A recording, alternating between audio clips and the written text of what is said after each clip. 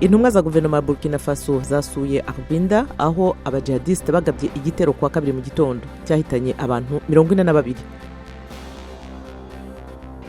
Perezida wa Turukiya Recep Tayyip Erdogan yavuze ko inteko ishinga amategeko y'igihugu izatora mu kwezi kwa mbere ku ngingo yo kohereza abasirikare muri Libya gufasha guverinoma ishyigikiwe na ONU i Tripoli.